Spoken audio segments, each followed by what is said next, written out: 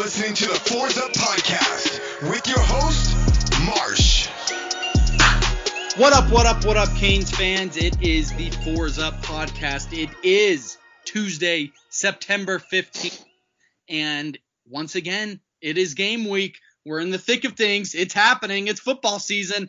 It's your boy, Marsh. And as always, I am joined by my wonderful producer and co-host, Jordan Nelson. Jordan, it's been an interesting few days on the old Twitter timeline as we get ready for Louisville. How are you doing? Oh, dude, I am just kidding. Wow, people do not like my negativity. Yeah, I don't think. I mean, that's why I love you, because that's why I love this podcast too, because and several people have told this to me. They appreciate the honesty, and they appreciate that we're not that delusional. We're not your typical delusional Canes fans. I mean, we can spot a spade, you know? Yeah. or whatever the saying is. Yeah. Yeah, like I get, people saying like it's only week one, like let's give the guys some breathing room, and that's fine. Like, I'm not trying to write this season in stone as a failure. But what I am trying to do is identify the places that we need to get better. Because like I predicted us to go 9-2. I want us to go 9-2. But that doesn't, so when we play football that's not 9-2 material, like I'm going to say, hey, that's not 9-2 football. Yeah.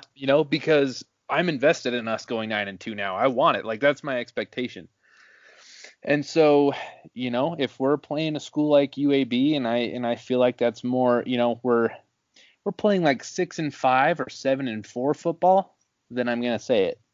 Yeah. And I kind of felt like we were playing 7-4 ball at best against UAB. There were definitely times, especially in the first quarter, we looked kind of sloppy. But let me also ask you this. In 2017, our first game was against Bethune-Cookman, and I think we won like 38-13. I know this 3 years ago. Were you feeling kind of similar to after that game?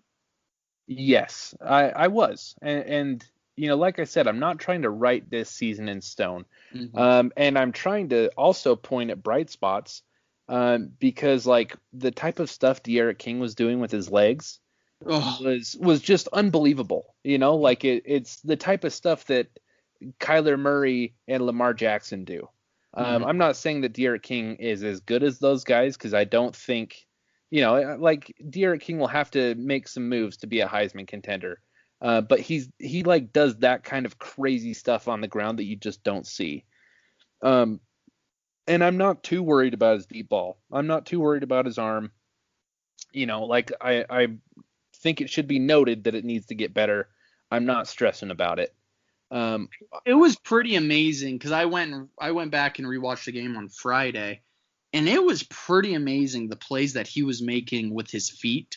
I think I spotted 3 third downs that he converted just by scrambling. Yeah, that is just something that we have not had at Miami with our quarterbacks. I mean, when it's 3rd and 7 and King avoids 2 defensive linemen and runs for a first down, it's amazing that we have that kind of threat at quarterback. And that's something that we were talking about all off season, is that this is the reason why the offensive line is going to look better, because last year that we would have been sacked 5-6 times maybe in that game. And if you want to know a little secret, I think that's exactly why the offensive line looked better. I wouldn't say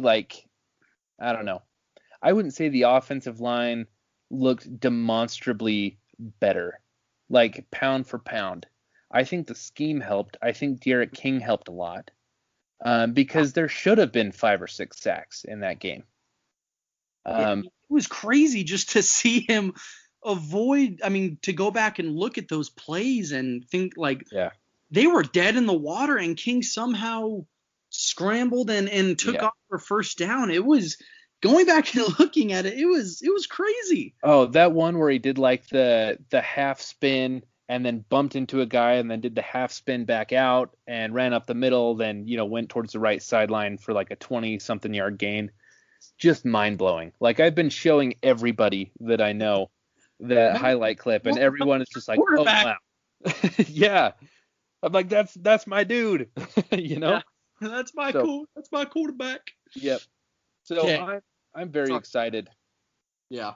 I mean, Saturday is going to be a very, very tough game, and it got a little bit tougher earlier today. Some sad news to report. Christian Williams, the cornerback, redshirt freshman cornerback, has entered his name into the transfer portal, and so our weakest position group has just gotten a little bit weaker. Yeah. Well, before we jump into this, can I just share a message from our friends at the Tank Brewing? I want to do that before we get too far into this. Go ahead. Okay, so this is from the Tank Brewing Company. At the Tank Brewing Company, we're passionate about brewing the highest quality craft beer using only the best ingredients and brewing techniques in a process we call liquid innovation. If you're looking for the place to cheer on the Canes this season and enjoy exceptional craft beer, look no further than the Tank.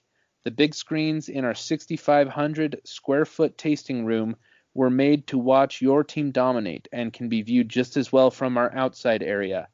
With 16 taps in the brewery, we guarantee you'll find the craft beer you've been craving. Hungry? We make some delicious bites that perfectly complement what you're sipping on.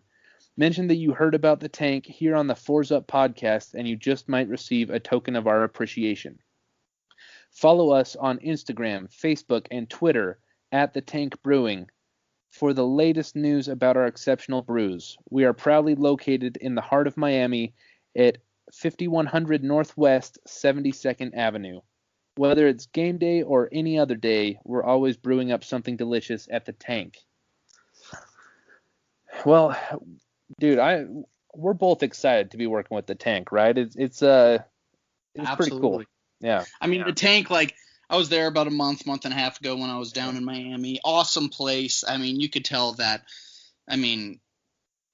you could have a hell of a watch party at the Tank and great beer too. So go check them out on social media. Go give them the follow and say that you heard about them on the Fours Up. So definitely let them know that you're there. You know, that you heard us mention them. That would help both parties out. And they got that cigar lounge there too. That I've heard that some pretty famous former Canes dropped by that cigar lounge. Yeah, I mean, I think the day before I was there, you had Reggie Wayne and Ed Reed stop by there. So really, really cool place if you want to just go pop a stogie or go get a stogie. You know, I when I move back, I'll definitely be a frequent visitor at the Tank. So very excited to be working with them and just great people. So yeah. And then also before we move on, just a quick shout out to our guy Stickers by AB. His Twitter handle at Stickers with a Z, STICKERZ by AB. That's he's helping us out with a lot of our graphic designing stuff for t-shirts and merch, and definitely check him out, man. His designs are dope. I got a package the other day. Been putting my stickers everywhere, so there's pretty cool stuff. Check out his website, and he has actually a really cool hashtag called Stick and Rep, so I like that. Yeah, AB's the best, man. Go give our boy a follow. Go get your stickers so that you can deck out your car in Canes gear and let it be known. Shout it from the rooftop. Well, and I don't know if I'm supposed to announce this yet. I'll hit up AB and see if it's cool. But that's actually our first piece of merch that we'll probably drop is an AB store. Mm-hmm. And it's it's a sticker that's a collaboration between us and his company, Stickers by AB, that says drip on it, and it's really cool, man. It's really cool. Yeah. We'll have a matching t-shirt that comes out with it. But in the meantime, make sure you go to AB's store, buy all of his stuff because it's amazing, and check out that drip sticker, man. Mm-hmm. So, anyways, working with a few great people, but very excited. So Christian Williams is gone. I did not expect this early on in the season, but The people are out. They are talking.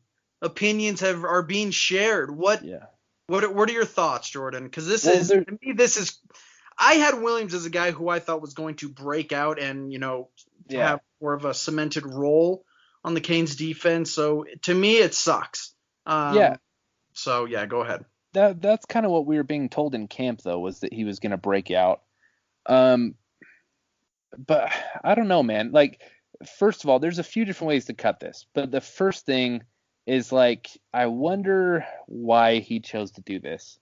Because it's a free season of no eligibility. So he has to burn a red shirt. And, like, why? Like, he should have played this season and then burned his red shirt next year if he has it. He didn't redshirt last season, right? He did redshirt last year. Oh, he did? He did? I'm pretty sure, yeah. Yeah, so why burn the free year of eligibility? Like, he should have played this year. He still would have been a redshirt freshman then, and then he could burn the transfer year next season. Just doesn't make sense, man. So from that perspective, it's a big time head scratcher. I have to say, we got the news though that he wasn't competing for that starting spot. It was Couch and Ivy. And considering that Ivy really, really struggled, is how I'll put it. He really struggled in week 1. Like, you have to wonder, man, if Christian Williams couldn't get in the battle for that starting spot after how Ivy performed. It just makes me wonder. It just really you wonder why, just because of the reasons that you just said. I mean, it's kind of a free year, so and he's going to get playing time regardless, whether you're starting or not. You're going to see playing time as a cornerback this year for the Canes. Yeah. And it just sucks, man, because we really don't. I mean, you got Al Blades, you got Ivy, you got Couch, and I know you have some younger guys below them, but you're not. You don't want to be in the position where you have to play those true freshmen, not because they're making like a crazy impact or a good impact, but it's almost that they're forced to be in the rotation, and so and it sucks, and it just sucks, man. It does suck, and not to toot my own horn here, but how many times this offseason did I mention the amount of bodies that we had at corner? And people, would be like, well, we only play 2 at a time in the Kane system. And I'm like, yeah, but we only have 3 dudes that have ever played. And like, there's some question marks in those 3 dudes, Yeah. And, geez, man, I'm just like, we don't even have the roster spots that we need for this cornerback position. What happens if one goes down? What if we miss a game? Are we really going to start Marcus Clark on like a number 1 wide receiver? You know what I mean? I get that he's good and has a lot of potential, but that's not the kind of position that you want to be in with him being a true freshman. A lot of people are saying, "Oh, we got Marcus Clark, he's going to be a baller." I'm like, okay. I doubt 2020 is going to be that season, though. Yeah, and that's what I meant. I'm not trying to throw shade at Marcus Clark as a player. Yeah, of course not. But what I'm saying, so do you really want a true freshman, going up like a Power 5 starting wide receiver? Because that's the position that we're in now, is like, Dunson's going to get a lot of playing time now. And we're going to have a true freshman corner playing against a legitimate Power 5 wide receiver. And, think about it, dude. When we go up against a team like North Carolina, if we have any injury attrition at cornerback, we could be in big trouble. They have a lot of good wide receivers at North Carolina. Well, and at Louisville, man. Yes. I think Louisville has a crazy explosive offense, and so I'm just and that's kind of my overall. What was that? I'm worried for this game. I'm not gonna lie. I am too. I mean, I've kind of gone back and forth. I initially predicted a win, and you predicted a loss. And then last podcast we flip-flopped, and I predicted a loss, and you predicted a win. And I'm still waffling. It's a toss-up in my opinion, man. I agree.